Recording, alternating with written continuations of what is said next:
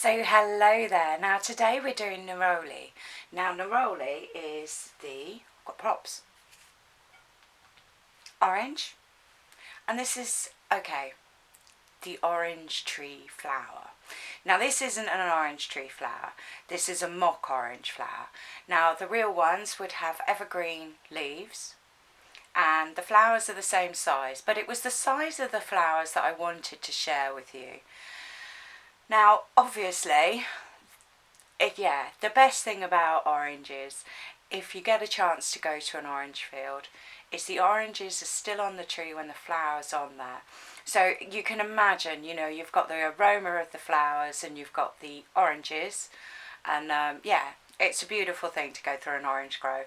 So if you're ever in Portugal, February, book for February. All right. Completely random thing there. Anyway, you don't need to see me.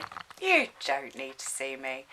So, yes, we've got some oranges. We've got myself. I know, I could move the camera further away, I suppose. And we're sitting upstairs by my shrine. So, yes. Now, orange aromatherapy oil. That's what we're doing today. Yeah, must keep on track. So, it's taken from the rind of the orange, and then it's pressed down, and then you get the oil.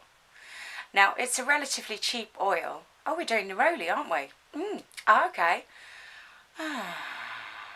So, yes, back on Neroli. Yeah, the reason that there was a bit of a is because you can get oil from the oranges. You can get oil from the orange rind, which is called orange essential oils. You can get them from the flowers, which is Neroli essential oils. And you can also get them from the leaves and the twigs, and that's petitgrain. Okay, but then, then you can get them from mandarins and tangerines as well. So that's why there was a little bit of a confusion there.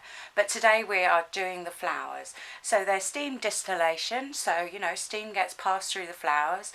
Flowers usually picked in the afternoon, because that's when they're the strongest smelling. And the oil itself, it's quite a cheery oil. It's still quite, it's a flowery oil. So a flower oil would be a female oil, a yin oil, so it would bring out the yin in anyone. It's also an aphrodisiac, because all flowers are aphrodisiacs.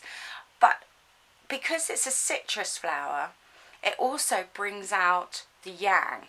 So it's still high yin, but it also brings in the male. So, a good flower for balance. It's very good for sort of clearing out emotions, and it's very good for diarrhea. If you have, suffer, rub it on your tummy. Now, all of the orange oils are all very good for wind, for flatulence. Rub on the skin, inhale deeply, and it does calm that stomach down so that it doesn't produce this excess wind. Very fever reducing. It's a heart tonic, and one of the things that I was quite surprised about is it's very good for gingivitis, so bad breath. And I suppose it makes sense, if it clears out all the digestive tract, it would help with clearing out bacteria in the mouth. So it would be very, very good for gingivitis. It's also very good for nervous people, and it sort of builds that self-confidence. So it smells quite sweet. It's very good for depression. All flower oils seem to be very good for depression and anxiety. Got anxiety about saying the word anxiety. So yes, a very powerful oil. And as we know that the flower oils are more expensive just because of the pure way that they're harvested and the pure way that we get such limited oils out of it. Now, it is used in the perfume industry. It's been knocking around. It's not a new oil by any means.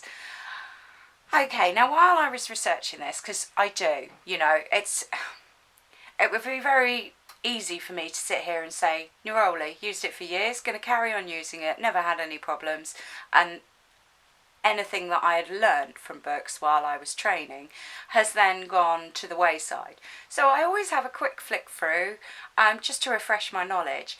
Now, I did come across a study, and it was Neroli and ginger, and they were using it specifically on knee pain with excellent results. So, you know, and it's always good when you've got the scientific research coming through, that they're you know, finding out new things, and they're still testing and making sure that everything's safe. So yes, my advice to you is go to Portugal in February, or wherever your nearest orange grove is. The flowers are absolutely beautiful, and yeah, on an evergreen plant, and yeah, really do enjoy this flower. You're very young, and very good for you. Thank you for watching.